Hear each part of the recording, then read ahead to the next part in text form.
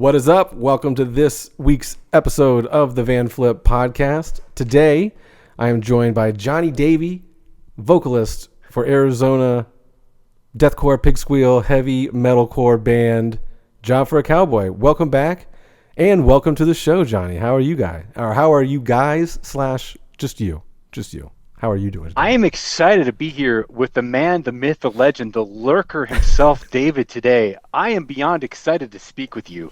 I'm pumped. I am excited to hear your questions. Just give it to me, buddy. I'm ready. We're going to do the whole thing. I love it when I get a longtime Lambgoater on the show, even more so that you're somewhat familiar with the podcast, like I said previously before we hopped on here.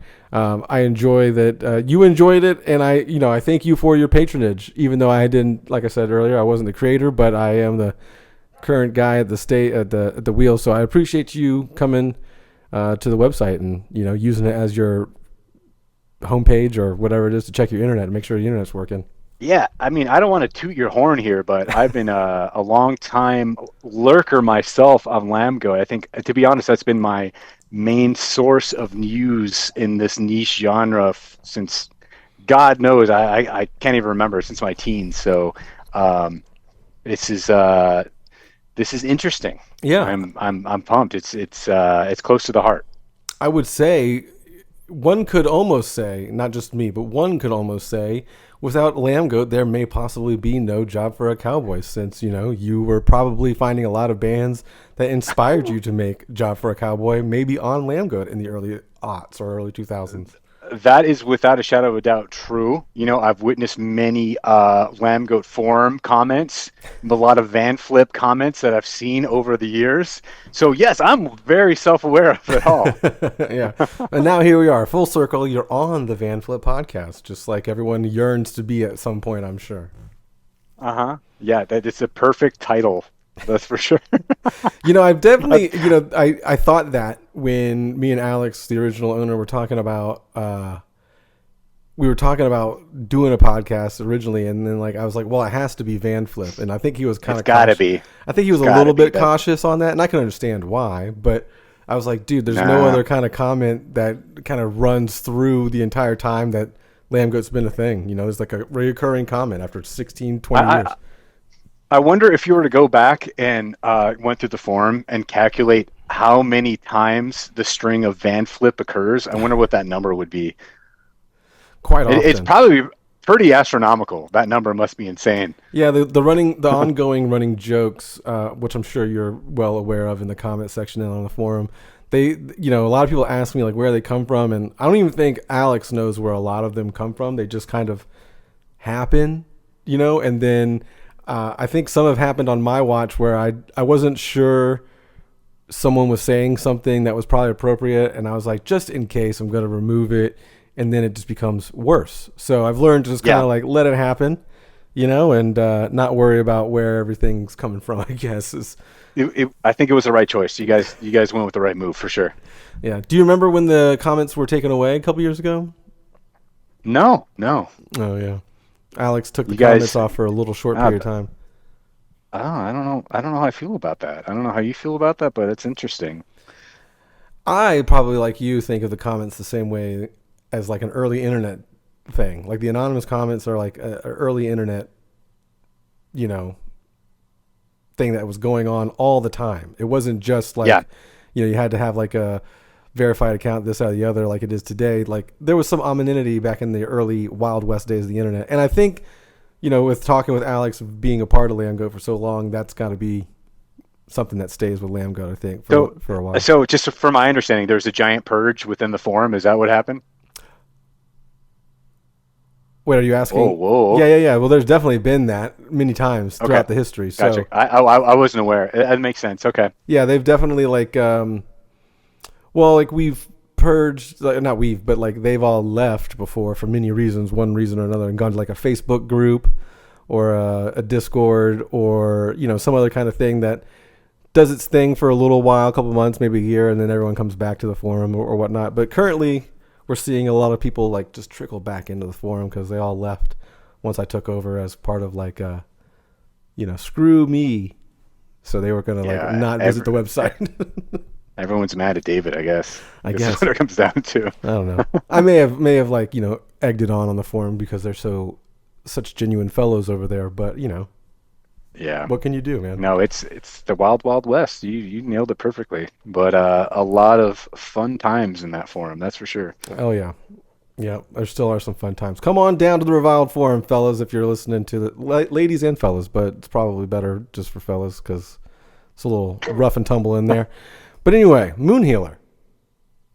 Yes. Yeah, we got some new stuff on the horizon for Job for a Cowboy after a couple years, just taking a step back. So Just 10 years. It's cool. yeah, it's a blink of an eye when you really think about it. Like you can think about 10 years ago and it feels like yesterday, Johnny. Am I right? I don't know how old you are, but I think, yeah, I get stuck in that mindset where everything, I think 10 years ago still feels like maybe 2, 3 years tops to me. Yeah, no, I just turned 40 in September, so yes, everything is a blink of We're an s- eye away. we're similar in age. Yeah, I'm 36, so Cool. So, yeah, let's just talk about the new record and kind of like the hiatus and whatnot, because I know you've talked about it enough today. So let's get the formidables out of the way first, and then we'll, get to chatting. yes. What you got? What you got, my friend? So, 10 years ago, let's kind of like briefly catch people up as to what the reason was or what caused it, or if they're unaware of what happened to Job for a Cowboy, in the early 2000 aughts, whatever it was, 14, 13 or whatever. Why did you guys decide to kind of give it a little break? Was it just you felt that time, or just kind of weren't thinking about doing a long break, and the next thing you know, you blink, it's 10 years later? Um, well, let me take you back to a time about 10 years ago. Let's step in the time machine and look back at what happened. I mean, anyone who's been maybe a little older, maybe familiar with the scene back then, might be familiar with us. We toured nonstop. Yeah, big band for that time frame for sure. I, I was home to me was in a van or in a bus, more so in a van, to be honest. And it got to a point where the thing with this niche genre and anything, as far as money goes, it's very inconsistent. One Mm-hmm. month you're going to get a certain amount. The next month it could be entirely different. And you look at that from a year-to-year basis. It's all over the place. You never know. You just never know what it's going to look like. And I became a father roughly around that time frame. So we had to hit the brakes, and that was kind of the catalyst to everything. We hit a fork in the road. The guys went their separate ways. Our lead guitar player Tony, he moved to Ireland. He got his medical doctorate's degree, so he does a lot of medical research over there overseas Mm-hmm. right now. I went back to college and I worked on my programming degree. I do a lot of automation work at home with programming nonsense these days. And that's just kind of what happened. So with that said, we didn't know what was going to happen with the band, but we decided, hey, let's not announce a breakup. We decided let's leave the door cracked open because I feel like at some point we might want to come back to this, and I'm glad we went that route because many years later, the stars aligned, our schedules kind of opened up a bit, and the itch was always there, Mm-hmm. and we finally committed to this kind of daunting task of creating this record, and I'm glad we did. It was a blast. Did you ever think within that time frame that there was going to be a time, or there wasn't going to be a time where Job for Cowboy would come back? Like 5 years in, did you ever kind of feel like you have the itch, or you may feel like you want to, but it just feels unsurmountable to get all the people on board again? Well, we always kept in very good touch. So I think we always kind of knew there was something there. It was just the time. We were Mm. so busy with our own things, and making this record was a very slow and arduous process. But I think that came to our benefit because with every record in the past, we had a strict deadline. Like Metal Blade wants this Yeah. record at this time, and with this one, uh, you know, that wasn't an option. We had to really work around our schedules. But because of that, we could really analyze the album in and of itself. We could focus on our strengths and weaknesses, and we put a really big emphasis on that. And I hope that shines through in this new record. And that's just kind of where we're at today. Yeah. It does seem like, like again, a blink of an eye, but you guys also had other things going on. Some of your other guys that were in the band with you previously and currently went on to fill in or play in a bunch of other bands in that time frame. Behemoth, Havoc, some other, the list goes on and on. I'm certain some of those experiences helped with writing Moon Healer and such. And when did that process start for you all? At what point, like how many years of hiatus was it before you guys all got on the same page? Like, hey, let's really settle down and buckle down and try to get some kind of work put together. Well, to be honest, after Suneater, our last record, it was kind of bittersweet. After we recorded the record, I went MIA. We didn't do any press. We didn't do any shows. It was just the record came out one day and that was it. And we were very surprised of the generally positive reaction by it. And that's what I mean by bittersweet, because we didn't get to capitalize on any of that momentum. So there's that. As far as when we started, shortly after that, Tony is our lead guitar player. He kind of starts the seeds to every song. He immediately started writing shortly after that, but I guess things really started moving after the release of a side project we did called Serpentinosis, where Alan Glassman and Tony Sanacandro, those are two guitar players in the band, they wrote a death grind record. Okay. So we kind of did that for fun on the side. Is that the whole the Serpent project was the Yes, Max Cavalera played bass on that. He's from the Black Dahlia Murder. So we had a lot of fun with Max that. Cavalera? You said Cavalera. I might have mispronounced his last. I'm sorry, Max. Lavelle. Where did I get that from? I don't know. Cavalera threw me off though. But you're not the only one. I mean, you're not the only one that's fucked up names on this podcast, brother. By all means, I'll butcher them in this episode probably. Sorry, Max. I don't know. I've had a lot of interviews today. I apologize, Max. He's got Sepultura and Soulfly on the brain. It's okay. Yeah, you're right. I think that actually got brought up earlier in an interview for some reason. But anyway, we had a blast doing that, and like I said, the spark was always there. The itch was always there to know the record, but it just seemed so daunting to really put our heads in the sand and get it done. But after that record, we realized, okay, this is actually doable. We had this kind of test run of collaborating with each other. And after that, we went all in on creating this. So I think that was maybe 2017, 18. Okay. And not to sidebar too much, but is Serpent kind of like, is the chapters closed on that project, or is it just something that's available for whenever you guys get time to do that? Or are you itching the itch with Job for a Cowboy now? You don't need the Serpent project.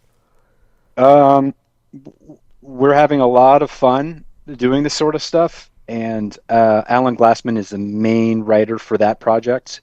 He's actually really finished up writing a new album. It's just finding the time to get everyone else to do their parts. So a new album is on the way.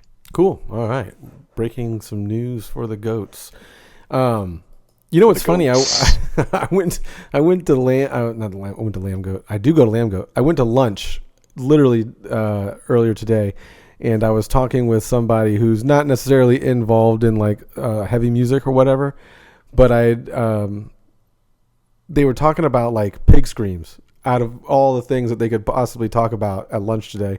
And I was like, funny you say that. I have a podcast later today with like one of the first bands I've ever even heard do that, Yeah. So I kind of want to go down that rabbit hole with you since it's fresh in my brain since we talked about it earlier with my buddy. But where did you get the idea to kind of incorporate the squeals and the animal noises? God, man, that's such a tough one because I was like 16 when that was going on. I don't really use that technique a whole lot, if at all anymore. But at the time, I don't know. I think I was probably listening to a lot of gore grind. I mean, I didn't invent that by any means. Right. There was definitely a good collection of gore grind bands back then that were doing that, and I think I just kind of I bit that. I stole it, and there it was. And for whatever reason, I guess I'm the guy people tend to look back to for that. Better or So, for worse, right? Lucky me. Yeah, Lucky for me. better or worse. Yeah, because I was Right. trying to think back as to like where that came from, or without googling or something like that. I was trying to think back of like where the first times that I heard that kind of vocal, used, and good Lord, it had to have been around that same time frame when you guys, Job For A Cowboy, early 2000s, jumped on the scene, and like it wasn't just you guys as well. I mean, there were other bands that sounded similar to you, like As Blood Runs Black, and some of these other bands that were just really popular at that time. And I could see it now that people would get confused with it because they may not listen to like the more underground bands you were listening to as a 16-year-old kid. Yeah. And you guys were in that wave of deathcore bands or early 2000s heavy metalcore, where geez, that's all you ever heard about on MySpace. Or MySpace was really good for like bands like you guys and whatnot, and I think that thrusted that use of vocal technique out to everybody. Yeah. I'm trying to think back. To look back at Dying Fetus and Destroy the Opposition, stuff like that. Even earlier, very early Despise Icon. That was probably some of the influence for that vocal technique, I suppose. Those are the first ones that come to mind. I know those aren't specifically gore grind, but I can't think of anything particularly back then as to what I was listening to. But that's where that all stemmed from and originated from. Interesting. And do you think it's gotten more prevalent over time? I should say more prevalently sounding like animal noises over time? I mean, you look at it. Okay, so I guess we got. I guess we got the microscope shined on us for it back then. You look at stuff now today with, I guess you could look at the Lorna Shore Right. thing today, and the I guess who did that before them, Infant Annihilator, stuff like that. It's just interesting how what's old is new again. Yeah, styles. Jinkos are back. It all comes full circle. Yeah. Yeah, the 90s are coming back hard right now. It really is. So you kind of started doing some programming within the last 10 years. So you're kind of like a computer guy as well, huh? I am sitting here in my garage with 4 screens, and yeah, I'm sitting here all the time just programming away. Nice. So how's the Matrix looking today? The Matrix is terrifying. Yeah. I would be very concerned. I'd be very worried about everyone's future. So just be very cautious and be very wary of what's to come. Yes. Get all your money off or on the blockchain. Who knows? We never know. I don't know what to believe these days. Yeah, I think exactly. it's tough for everyone to decide. I think so. Yeah, the guy. I think I saw a clip. Just speaking of Bitcoin, the J.P. Morgan and Chase guys talking about how it's bullshit. But I'm thinking like, he would be the one to say that though, would he not? Like they're all buying up Bitcoin. You look at their financial backings. They're all buying into it. So who knows what the reality is? I don't know. Yeah. On this next segment with Johnny, finances with core bands. We're going with what you should invest heavily in your portfolios. Stocks. Financial advice with Job For A Cowboy. Yeah. I mean, they only had to take a brief hiatus because they wanted to get their bucks into order. Now they have everything in order. A hot new album coming out. It's all good stuff, man. Investing, and they invested in themselves. Okay. Correct. Interesting. Correct. So what's on the docket for the band though? I mean, I know you guys have your own lives and your own things going on, but do you guys plan on, hitting the road as frequently as you had, or is it going to be more orchestrated and, lumps here, lumps there, kind of like a weekender situation? I think it's more of I hate to use the term weekend warrior to a degree, but it's going to be kind of that. As a father of 2 now, even other guys have other priorities and responsibilities. This is more of a very passion project at this point in time. I can't imagine any of us committing to a full-time schedule, at least to the extent as to what we were. I mean, we were. Mm-hmm. I don't even know how many months out of the year we were touring back then. Most of them, I think. I just remember like all the time. Bands were going all the time back in the day. That was life. That was home was a different venue every day. It was one of those when we were touring. When I came home, it felt weird, and it felt more normal to be in a van. But we're older now.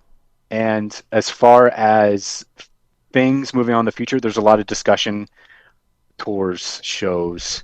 Unfortunately, nothing's set in stone as of yet. Yeah, I was looking through, and I was like, I can't believe I haven't gotten like a show announcement or anything for you guys yet. But we're trying to work on things. A lot of discussions are in the shadows as of right now. But it's just hard. It's hard getting everyone on the same page and getting everyone's schedules on the same page to make something like that happen. But just be on the lookout. It's inevitable. Yeah. And you guys did grace the stage recently. Well, not super recently, but you did play God, what was the Blue Ridge? Blue Ridge, yeah. And I'd like to know what your feelings are on that festival because, apparently there's a lot of negativity on that festival, huh? Yeah, I see a lot of people angry and upset about that, huh? And I know that I don't know if you've been to that festival prior, but obviously you had a different viewpoint because you were behind the curtain, so to speak, with the Wizard. But how was your experience there? Was it anything as bad as it sounded like, or just like a normal festival experience with some inclement weather and stuff? I think people don't understand how bad the weather actually was. Mm-hmm. It was insane, and I don't think that's really talked about enough. People were literally hiding underneath the stage when the storms came through, just for protection. And when something like that happens, it's gonna fuck up a festival quite a bit. Yeah, to some degree, there's gonna have some type of trickle down effect, but. For whatever reason, our day was awesome. We were, so many bands didn't even get to play. I think, Pantera was one of the biggest focal points of the festival. They didn't even play. But on our day, the skies cleared up and it was awesome. From my perspective, I don't have personally anything bad to say at all. I think people just really are disregarding the factor of weather, and unfortunately safety that's and stuff. Yeah, it happens. Yeah, they're all upset that they spent hundreds of dollars and didn't get to see Pantera or whatnot. But I bet people got to understand it's an open air festival. It's not in a club. It's not in a giant room. It's a stage in the middle of a field. Yeah. And it's build rain or shine. So you know what I mean. Like you have that going into it. No one's guaranteed to see anybody. And I've gone. I'm like I said, I'm 40. I've never seen Korn play live. I don't know how that's happened in my life, but there's been multiple times where I've not booked a ticket, but I've bought a ticket for like an outdoor event and they're supposed to play, and there's been multiple times where they haven't played. So it's just part of the whole shtick, I just hope they don't do a Rage Against the Machine thing and then like call it a day again, and then I'll never get to see them, but we'll see. It's just luck of the draw with that open air stuff. You just never know what you're going to get. You can't control the weather. Yeah. I'm very interested to see what happens with Blue Ridge because they were, I think the year you played last year was probably their biggest year that they tried to bite off, and it was kind of like they felt like they were trying to pull off some of those kind of like European festivals, which were really cool because they're multiple days, 4 days, and it's just kind of like heavy bands, from small to big, and it's really started feeling like, oh, okay, well we have the logistics and the crowds to support something like that, and it kind of sucked that it went all to shit for them real quick. As I guess it may, because things are happening so quickly and people are voicing their opinions so prevalently on the internet that shit hit the fan real quick for them. But, that being said, I think the DWP festivals are going to probably step up in the lull And I just hope that Blue Ridge can either fix their issues and come back because, more festivals are better, I guess. Yeah. Yeah. Yeah, that's something I feel the United States has had trouble capitalizing on. I mean, there's things like the Mayhem Festival and stuff like that. Where you look at in Europe, there's so many eclectic festivals, especially more in the metal genre, that are constantly going on throughout the year that the United States doesn't have, and Hmm. I think people of Lambgoat would probably like to have more of, but I know people shit on Blue Ridge Festival, but it's something like that's awesome to have. It helps all the bands and all the fans. I think it's a win. I mean, as far as I know, the circumstance sucks in that situation, but I personally wish there was more of. Yeah. I mean, I'm not trying to call for their failures or whatever, but it would be cool if they were to come back and I don't want to say like do it right or do by right by everybody, because it's not really, like you said, it's not really their, not fully to blame. I know there's some probably stuff that you and I don't know about that goes on Yeah, behind the scenes, yeah, but we don't have that information, so we can't really speak to that. But from what I see, from what I know, it seemed like a shit end of the stick, luck of the draw. And the last two times I've gone to yeah. fucking Rockville have been rained out for a good chunk of it. But I'm not one to complain. But I'm not traveling states away and camping in the lot and doing all this other stuff either. So I get it both ways, man. It sucks for the fan that paid all that money, especially camping out in that circumstance. It's just in the end, just shit happens. yeah. And for those people who like where it sucks, it could have been the best time. Like riding a roller coaster is a really fun, great time, but you don't talk about that years down the road. You talk about that shitty time that you had where the rain came and you were under the stage for the festival. And that's kind of what you laugh with your buddies about for years to come. So, you got to flip the script a little bit. That is the most positive response to the Blue Ridge Festival I've probably ever heard, and I agree. Okay. I'll bill sometimes I'll bill them for that. you should hit them up, send them an email like, hey, I got some ideas here. We could change your image. I got it figured out. I got some viral video ideas. We just get me on there, just telling them it's gonna be cool. It sucks, but it doesn't suck. So, Right. You became a father within the time frame of the hiatus and stuff like that. How has becoming a father again, or not a father again, but you've had another child? So, how does being a father play into like not just being in the band these days, but like how you approach writing music and lyrics and stuff like that? Does it even None. cross? What are you talking about? Doesn't cross? Absolutely none. All right. No. No. I mean, no. I think the really only difference with fatherhood and the band is just the just the allotted time I have in my life and what I can focus on. That's really all it comes down to. Mm. My main focus is being a father, is my career.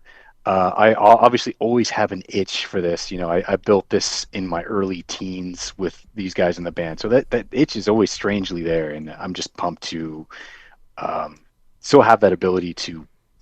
Man, I'm trying to avoid sounding as pretentious as possible, and I feel like I'm struggling here. But man, it's just cool to just being able to continue on with this nonsense of writing silly lyrics and yelling into a microphone. I mean, I honestly get a lot of joy out of it, as silly as it sounds. Yeah. Are your children cognizant of like what you do? Because obviously, like you weren't in a band when they were born, and now that you're kind of moving into that cycle, or not the cycle, but you're in the album cycle kind of world right now, where you're writing a record, promoting a record, releasing a record.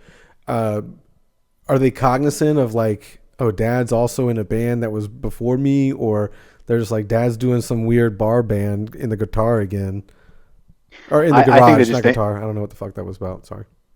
I think they just think I'm a weirdo in the end. I think they could care less what I'm doing in my spare time. They just want me to play video games with them and call it a day. Nice. I'm just like, oh, Dad's being weird in the garage right now. So I didn't know if like that would change the trajectory of what you put out there art wise. Like maybe they because of the band being so heavy and so kind of like a brutal type band, and you know, lyrical content being lyrical content, I didn't know if you were gonna not alter or edit, but just switch it up to where like if you don't have to explain maybe to your children at some point, like, oh well, this is about this or this and that, or it's not really about this. It's supposed to make you think about this, and you know, I didn't know if that was going to be a task for you. No, they're still young right now. They're 5 and 8. I don't think they can really comprehend any of that, but it'd be interesting in the future what their thoughts of it are. I guess time will tell. Do you are they familiar with heavy music? Because obviously within that 10 years you were not around the band, you were probably still listening to stuff that was in the same, you know, genres and everything. Yeah, no, definitely. I'm playing. I'm cleaning the house and I'm playing whatever nonsense in the stereo in the house. So they're definitely familiar with the extreme metal genre No by bubble all guppies. means. No bubble guppies in the car. Sorry.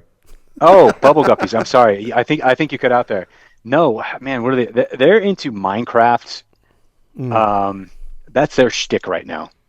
So Is that no? That's they're Fortnite. they're building away. I was thinking Fortnite was the one that did the Avenged Sevenfold stuff recently. They've done some kind of crossover concerts and maps and stuff like that, but not Minecraft. Anyway, crazy. Right, right. You're a video game guy too. Then I would assume they got it from you, or that's something they picked up. I think they just kind of picked that. I don't even remember how they picked up on that. I don't. I mean, if there's any fathers listening into this podcast, I'm sure their kids have probably fell into Roblox or Minecraft, and that just seems to be the thing these days for children. And Yeah. I don't yeah, even have kids, but I that's, got nieces and nephews, and I know all about that. You know, so yeah, that's their focus. They're all into it. hyper focused on the building.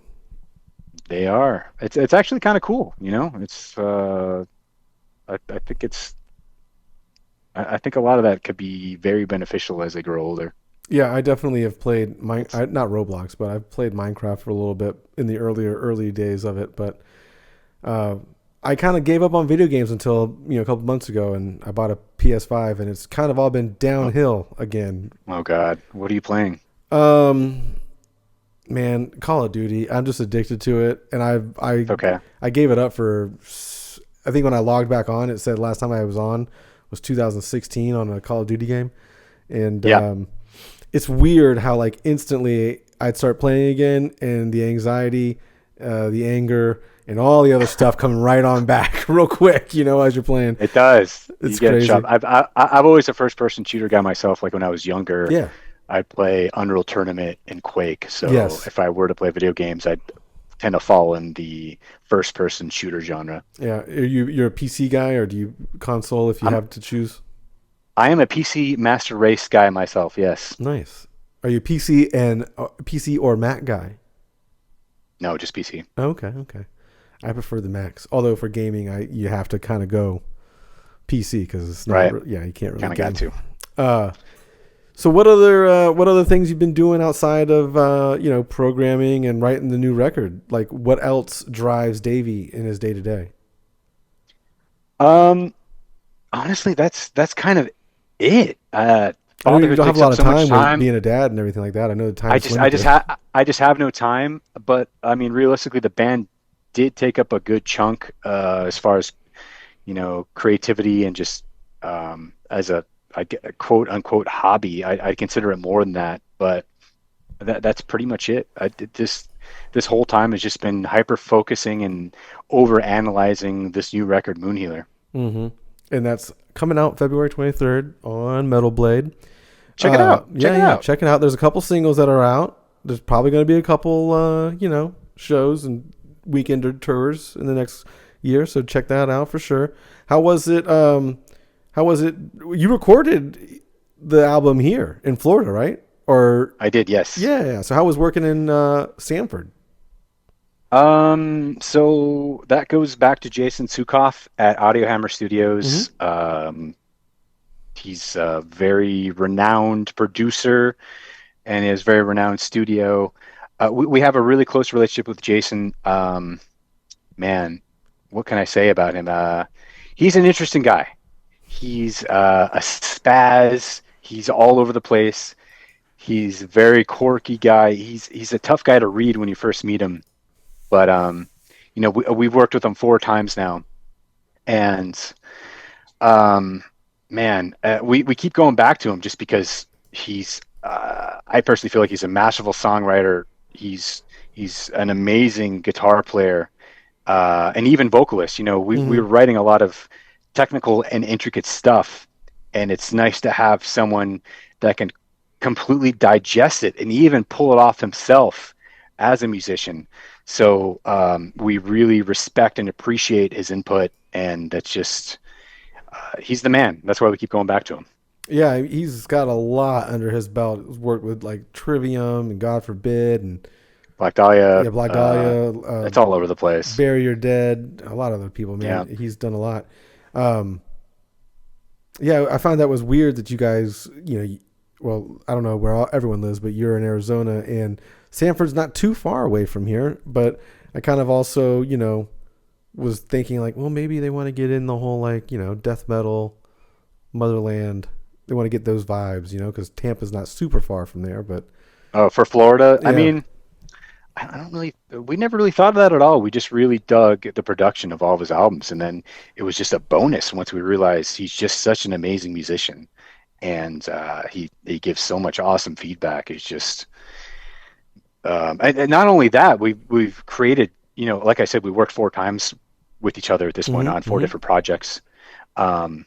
We have such a good relationship now. We're not afraid, and we're very comfortable to tell each other how we really feel. If we're not feeling something, if we think something sucks, and the same thing with him. He tells us flat out, I don't like this. I think you guys should change it. Like, oh, okay. Well, interesting. Yeah.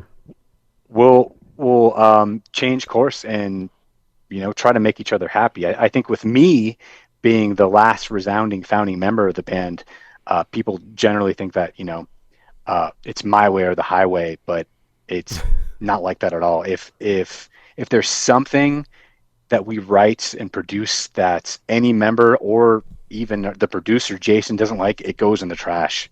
Oh, wow. And we keep hammering away at it until we're all in agreement that we enjoy it. So everyone's got to be on the same page for something to even make it, not even the final cut, but just make the cut.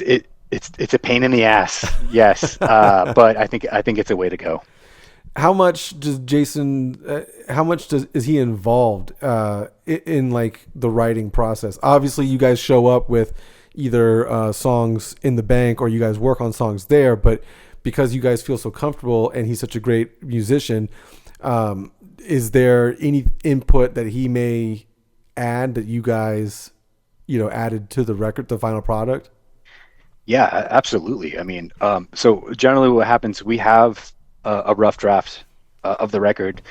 We give it to him, we analyze it, and we just start picking away at it. If there's like a riff or section that he thinks we can improve upon, if we think we should go back and repeat a section, just stuff like that, we do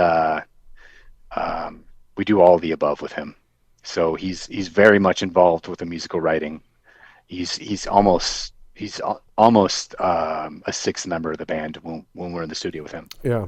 And for those who are not super up to date with the correlation, if there's a correlation, Suneater was the last album you guys did, kind of just like left it on the table for people to find. And then, 10 years later, you're doing Moon Healer. Could you explain the correlation between the two? Yes. So Suneater and Moon Healer, they're all derived from the same concept. And I've been weary of giving away too much because this is about a specific person in the music scene that if I gave too much away, I feel like a lot of people would immediately figure out who this person is.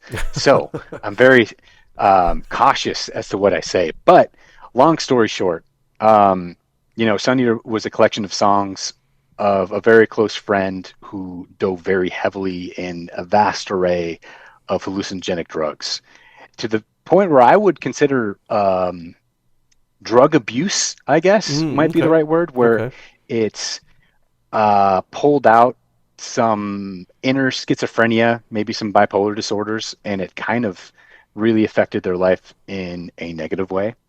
So with Suneater, that was kind of a third person point of view as to how it affected their life. And with Moon Healer, we said, okay, like I said, it was bittersweet that we released Suneater. We didn't do anything off of it. We still really like the concept. Let's analyze what we did in Moon Healer. Let's look at our strengths and weaknesses. Let's try to emphasize more of our strengths, put a microscope more on that. As far as lyrically goes, like I said, Suneater is a third person point of view. With this new album, Moon Healer is more of a first person where I did a bunch of research into their beliefs, their pseudo religious psychedelic beliefs, and Religious it was actually psychedelic really beliefs. That's a good way to put it. yes. So I dove pretty heavily. I did a bunch of research, and it's interesting because now I have a better understanding of this person, and I can kind of reflect back and know their point of view and where they were at in life. So it was interesting and honestly a lot of fun to write about. Yeah.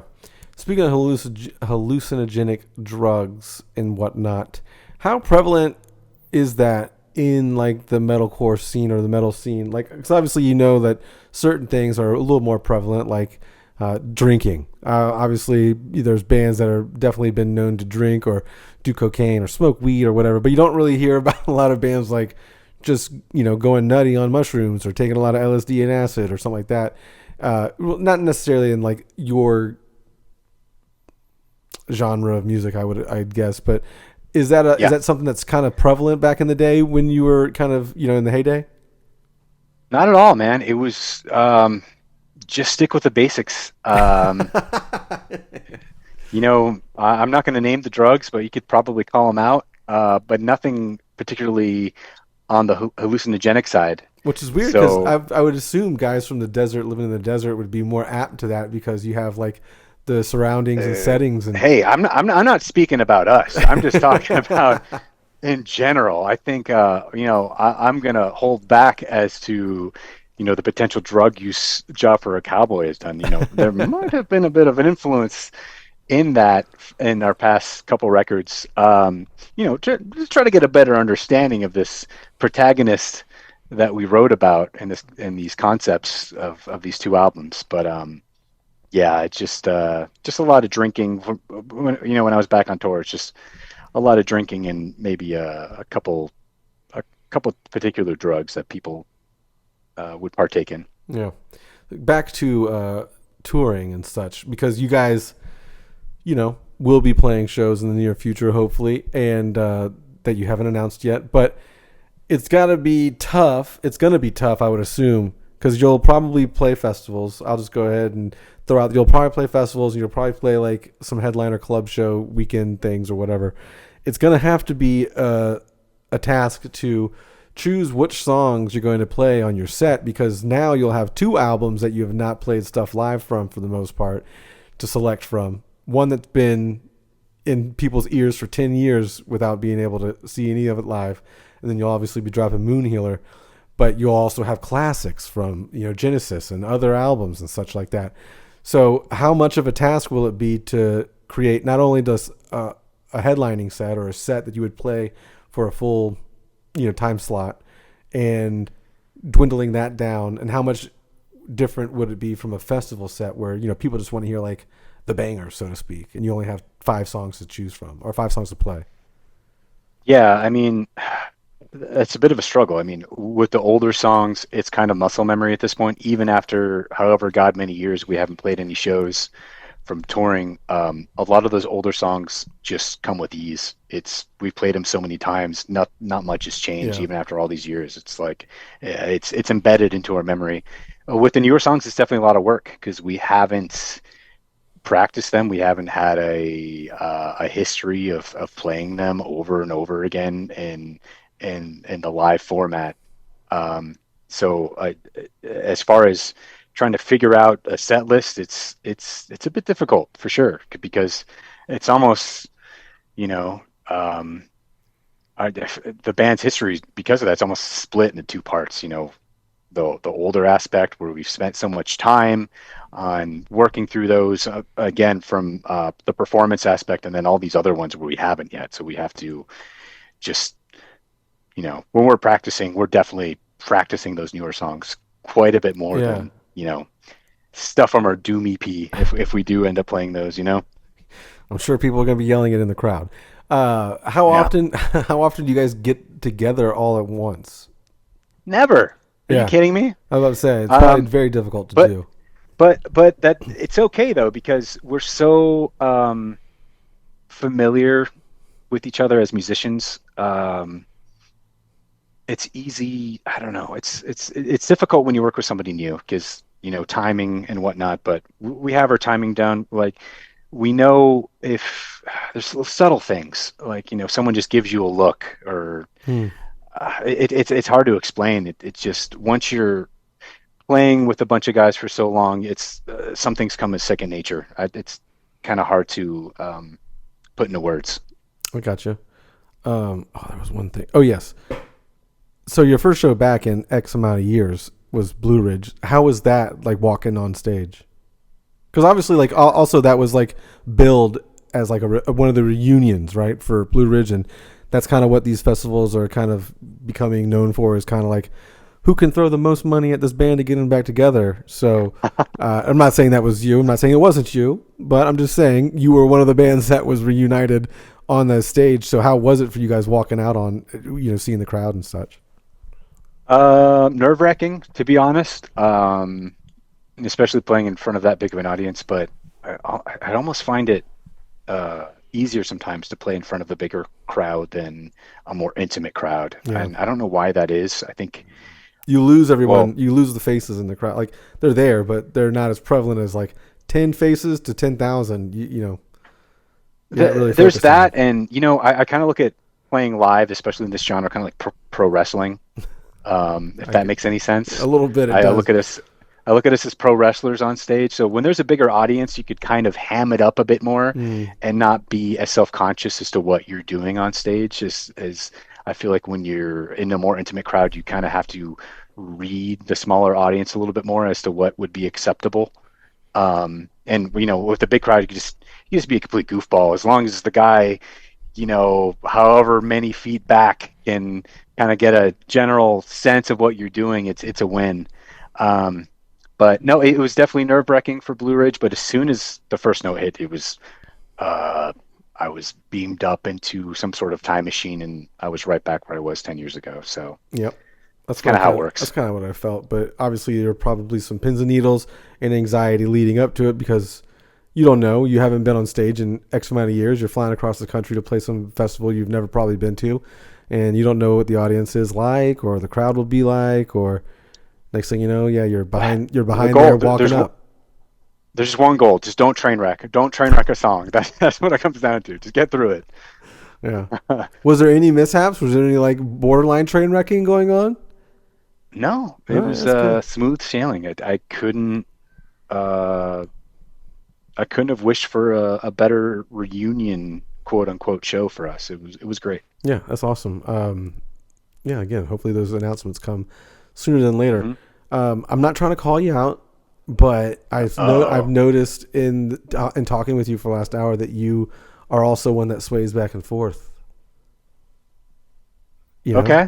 What are you trying to say here? I do. What do you got now? I stand whenever I'm standing. I'm usually not standing still. I'm like swaying back and forth, and I was just curious as if you are, aware that you do that as well. I'm aware. I'm thinking, man. I'm trying to put my thoughts together. You're throwing all this stuff at me. I got to really put some thought into it. No, that's fine. But I do the same. And someone called me out for shaking my foot a lot on. I did the recent podcast with Daryl. You could see like my feet and stuff, which you normally could see on the early podcast when I had people at my house. Like, my whole body was in the frame, so you could see. Didn't you used to do like a table and a guy would sit and you could kind of see a little more? Yeah, I've had different setups for sure. We had a warehouse that I did it in for a little while, and Franz and I did the warehouse with it was just me and him in a giant room with everything reverberating. I've done it in my house. I've done it in the offices of that warehouse with a table and some other stuff too. But we're getting to a point where I need like just a space here, and then I'll just take every band that comes to town. I'd love to get back to just in-person podcasts, but then I miss out on these opportunities of like, who knows when, Jonny Davy and the JFAC boys are coming through Jacksonville. So I'll take this time to chat with you. You see what I'm saying? Or, Yeah. Well, we just start calling you Skanky Leg David. I'll be the Swaying Johnny. Yeah. Well, I also sway too. I also sway, but I could be Stanky Leg. Yep.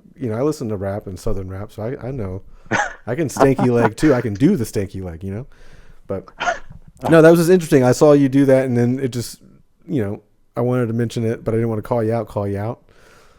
I always think I look weird when I'm in public doing that, but I do it all the time. I'm a middle-aged man. I don't care anymore. That's true. What do I got to lose at this point, man? Yeah. I'm just a weirdo. You're already set.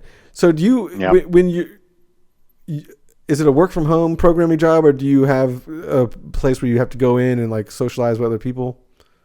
No, I'm work from home. I'm in Zoom meetings I'm just in Zoom meetings all day and just coding all day. So presentations through Zoom, communication through Zoom, stuff like that. Mm.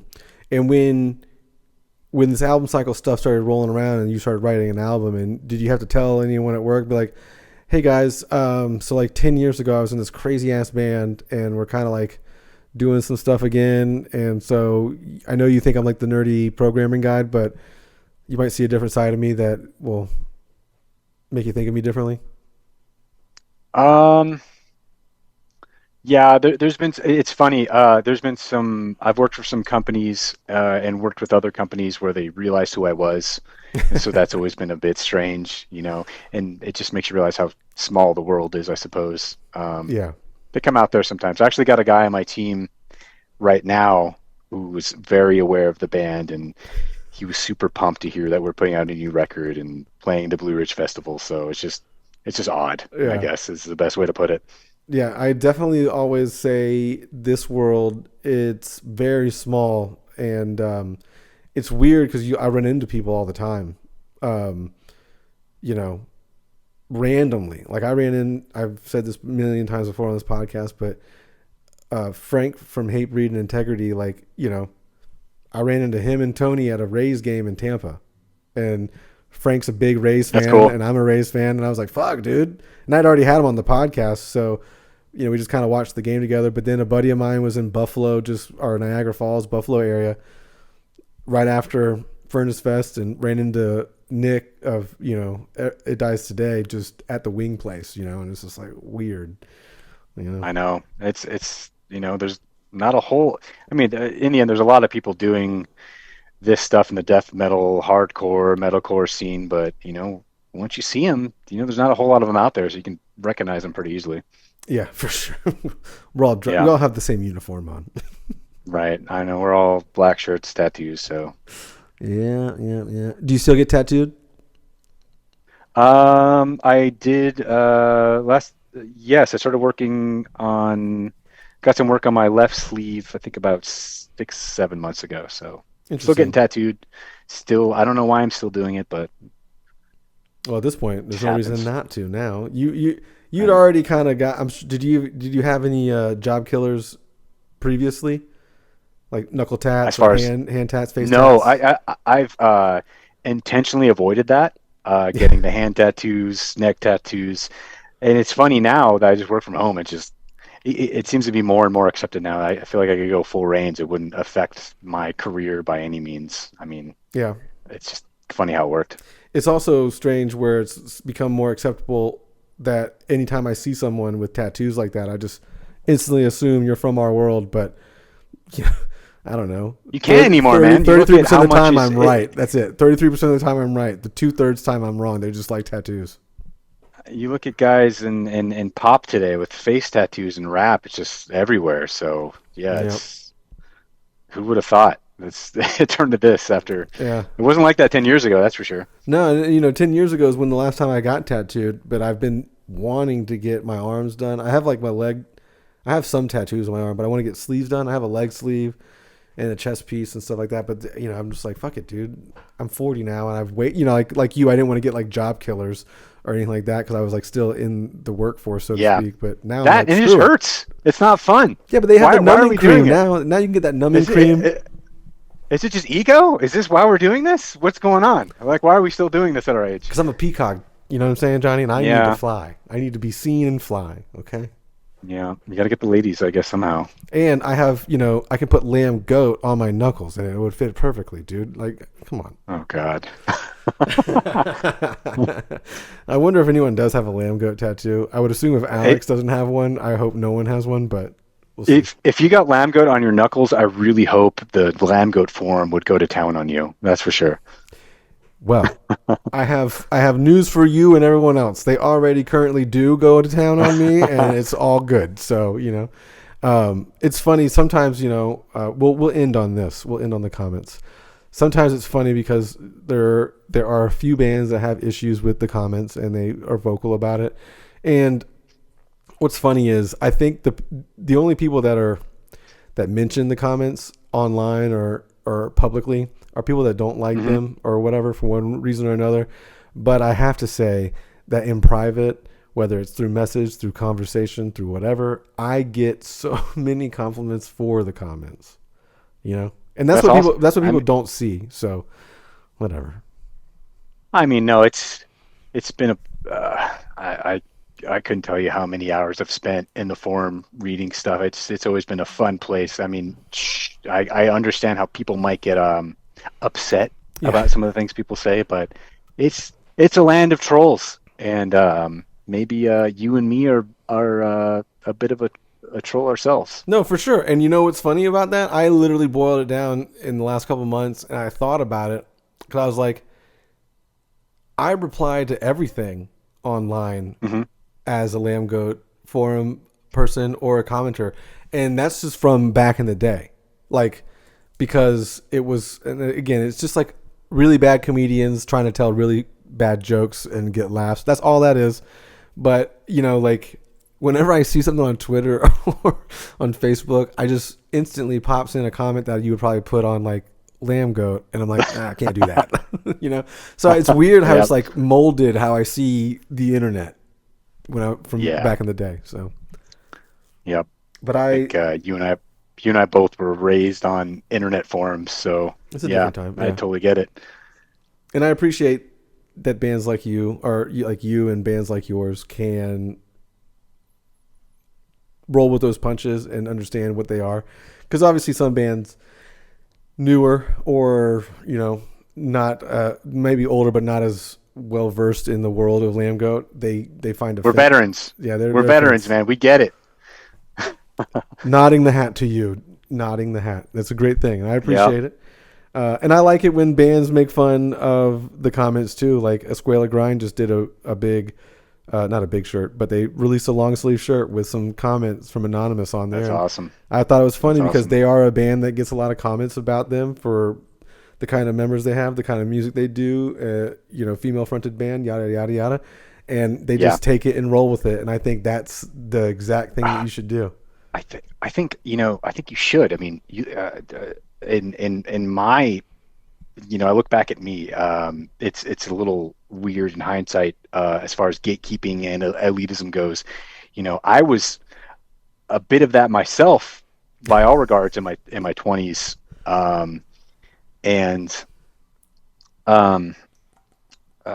it's just it's interesting to look at the perception of Job For A Cowboy back then in the early stages to what it is now. I think it's vastly different. I think we're more accepted in some of those gatekeeping circles. But in the end, regardless of what people are saying about your band, I think it's, as long as people are saying something about you, it's a win. Yeah. Whether it's negative or positive. So I tend to look at it that way. I tend to tell people that if they're not commenting on your stuff, you have a bigger problem. Exactly. Yeah. I think if you're causing someone to troll you or talk about you or anything, that's what the art does. It's supposed to make, it's supposed to get a reaction. That's the reaction that you're getting, right? Regardless of, Yes. they may be just Yes, making so a joke, or they may be for real. They may hate your band, but yeah, so I think that's good general advice for a newer band. If you're still listening to this podcast, like, don't be discouraged by negative comments. I would embrace it and know that people are aware and talking about your band. and Johnny, on that note, we're an hour in. I will let you go on that. Cool, I man. appreciate your time. I appreciate that you were waiting a little bit, but I also appreciate your other interview went longer, so I had a little more extra time to take my dog out. And Very, very unprofessional of you, by the way. I just want to call out for being late. all right, well, you know what? But It's Lambgoat. I don't think professional and Lambgoat go hand in hand in any conversation. So that being that's said, fair. That's very fair. Metal Blade Records will be releasing Moon Healer on February 23rd. This podcast will come out before that. You already currently have a couple singles out, Forever Rot, and is there another one, or am I blanking? Moon Healer? There's The Agony Seeping Storm was the first one, The Forever Rot, and by the time this comes out, we'll have a third single, The Chemical Doorway, out with a music video. So check that out if you have not already. Nice. Please. And we will obviously be posting it, so make sure you're checking lambgoat.com. And Johnny, thank you again. Hopefully you come down to the Southeast and we can kind of, have a beer together at a show or something like that. I will gladly take you up on that offer. All right. Thanks, man. Thank you very much. I appreciate it. Have a great rest of your week. Thanks. Bye.